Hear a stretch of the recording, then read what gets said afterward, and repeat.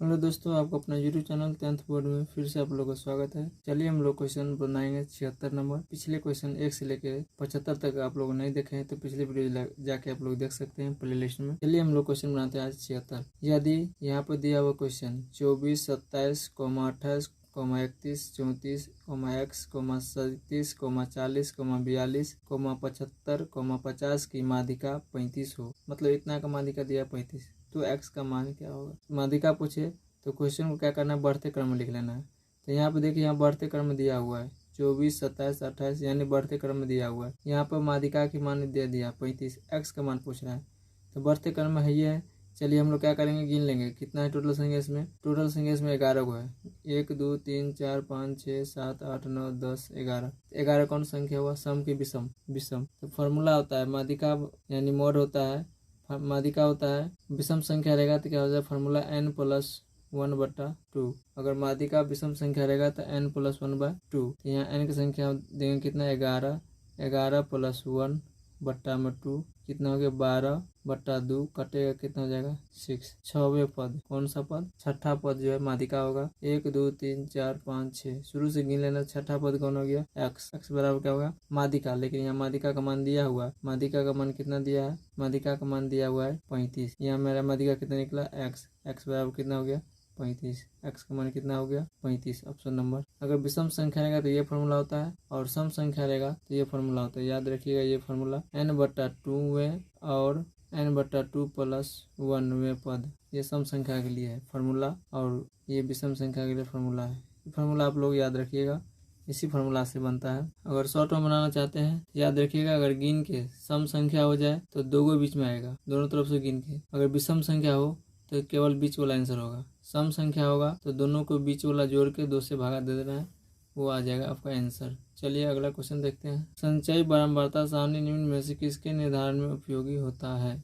देखिए, संचय बारंबारता निकालने के लिए आपका इसमें निकाला जाता है संचय बारंबारता, तो माध्यिका में। संचय बारंबारता निकाला जाता है किसमें, माध्यिका में। अगर माध्यिका निकालना हो तो संचय बारंबारता निकालना पड़ेगा। आपको दिया क्या रहेगा, तो वर्ग अंतराल दिया रहेगा और बारंबारता दिया रहेगा, तो आपको संचय बारंबारता निकालना होगा तब माध्यिका निकलेगा फॉर्मूला से। अब कहिए कि माध्य निकालने के लिए क्या करें, तो माध्य निकालने के लिए आपको वर्ग चिन्ह निकालना पड़ता है। वर्ग अंतराल दिया रहेगा और बारंबारता दिया रहेगा, आपको वर्ग चिन्ह निकाल के माध्य निकालना होगा। बहुलक में क्या दिया रहता है, तो बहुलक में वर्ग अंतराल दिया रहता है या चर का मान दिया रहता है या वर्ग दिया रहता है और बारंबारता दिया रहता है। बहुलक पूछता है, बहुलक आसान है। सर्वाधिक वाला बारंबारता का चर मान बहुलक होता है। सर्वाधिक बारंबारता वाले चर का मान क्या होता है, बहुलक होता है। चलिए ऑप्शन नंबर आपको क्या होगा, ऑप्शन नंबर बी। चलिए अगला क्वेश्चन देखते हैं। क्वेश्चन नंबर 78 है कि माध्य, माध्यिका और बहुलक कौन सा संबंध सत्य है। तो फॉर्मूला एक आता है, बहुलक बराबर, आप याद रखिएगा ये हर जगह काम करता है। बहुलक बराबर 3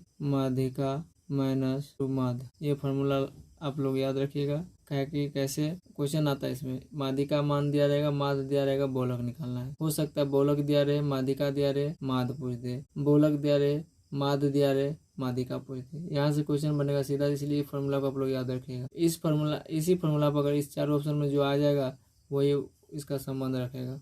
चलिए इसको हम पहला ऑप्शन को हल करते हैं। माध्य माइनस बहुलक बराबर 3 माध्य घटे माध्यिका दिया हुआ है। यहाँ से आप निकाल लीजिए इसको हल करके। यहाँ पर क्या हो जाएगा, माध्य माइनस बहुलक बराबर हो जाएगा 3 माध्य घटे 3 माध्यिका। अब देखिए क्या करना है। अब ये जो बहुलक जो है निकालना है हमको, तो बहुलक क्या करेंगे, प्लस में करेंगे। तो प्लस कैसे होगा, तो बराबर के उधर ले जाएंगे तो बहुलक प्लस में हो जाएगा। तो बहुलक बराबर हो गया आपका, जो माइनस में वो प्लस में हो जाएगा, जो प्लस में वो माइनस में होता है, चिन्ह पलट जाता है। तो क्या करेंगे, इधर आ जाएगा, इधर पहले से क्या दिया, माध्य, इधर माध्यिका है तो 3 माध्य प्लस 3 माध्यिका। अब यहाँ देखिए बहुलक बराबर हो जाएगा आपका, बहुलक बराबर 3 माध्य में से 1 माध्य गया तो 2 माध्यिका बचेगा, लेकिन हमको प्लस में रखना है 3 माध्यिका -2 माध्य। इस फॉर्मूला बैठ गया तो वही आपका आंसर होगा, ऑप्शन नंबर ए। बाकी को हल कर सकते हैं, आप लोग देख सकते हैं हल करके।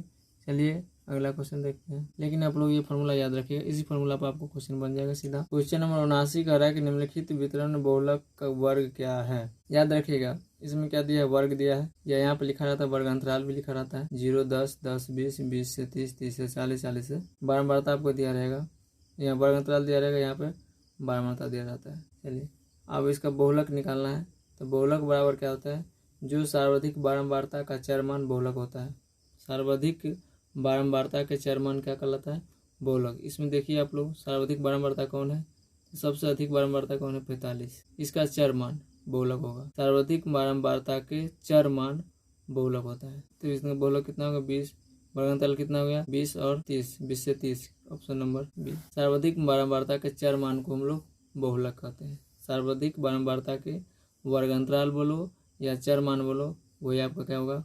बहुलक, ऑप्शन नंबर बी। अगर बारंबारता दिया रहता है तो बारंबारता सीधा होता है, और यहाँ पर वर्गांतराल है तो वर्गांतराल आंसर, ऑप्शन नंबर बी। चलिए नेक्स्ट क्वेश्चन देखते हैं। क्वेश्चन नंबर का राशि, यदि x+2, 2x+3, 4x+5 तथा 5x+2 का माध्य 18 है तो x का मान क्या होगा? माध्य का फॉर्मूला क्या होता है? आप लोग माध्य याद रखिएगा। माध्य का फॉर्मूला होता है कुल संख्याओं का योग बटा में कुल संख्या। ये फॉर्मूला है, आप लोग फॉर्मूला याद रखिएगा। इसी फॉर्मूला पर आप लोग इसको बैठा दीजिए, आंसर आ जाएगा। तो माध्य बराबर हो जाएगा कुल संख्या। कुल संख्या का मतलब सबको क्या करना है? जोड़ देना है। यहीं पर हम लोग जोड़ देते हैं। देखिए एक टर्म ये है, पहला टर्म, दूसरा टर्म, तीसरा टर्म, चौथा टर्म, यानी कितना है? 4 गो पद है। पहला, दूसरा, तीसरा और चौथा, यानी टोटल कितना हो गया आपका? 4 हो गया। अब इसको जोड़ देना है। x यहाँ पे 2x, 3x, 4x, 7x और 5x, कितना हो जाएगा? 12x प्लस, इस अंक को जोड़िए, 2, 3, 5, 5, 5, 10, 10 और 2, 12। और यहाँ का माध्य आपको कितना दिया है? 18। यहाँ हम लोग लिख सकते हैं 18 बराबर हो जाएगा 12x प्लस 12 बटा में 4। अब क्रॉस गुना हो जाएगा, कितना हो जाएगा आपका? 12x प्लस 12 बराबर कितना हो जाएगा? यहाँ पर 18 चौक 72, 72 हो गया। यहाँ पे जाके घटेगा, 12x बराबर कितना हो जाएगा? 72 माइनस 12, यानी 12x बराबर हो जाएगा 60। x बराबर मान निकलेगा, यहाँ से 12 से कटेगा 60 हो, 6 बार में x का मान कितना हो गया? 6।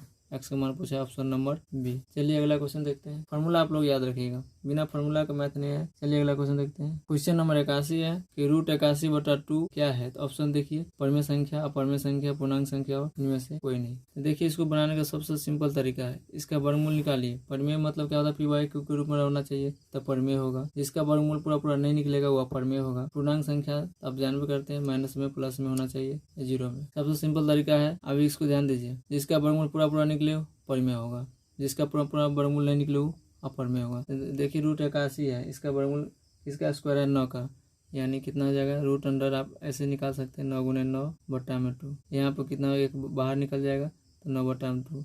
ये परिमेय के रूप में हो गया, इसीलिए क्या होगा? ये परिमेय। p/q के रूप में बैठ गया, इसीलिए क्या हो जाएगा? वो परिमेय, ऑप्शन नंबर ए। जो p/q के रूप में लिखा जाए वो परिमेय कहलाता है। चलिए अगला क्वेश्चन देखते हैं। अगर आप लोग को अच्छा लगे तो लाइक कीजिए, सब्सक्राइब कीजिए, शेयर कीजिए और बेल आइकन को दबा लीजिए, जिससे कि आपको नोटिफिकेशन सबसे पहले मिले और वीडियो को आप लोग पहले देखें। चलिए मिलेंगे नेक्स्ट वीडियो में। जय हिंद।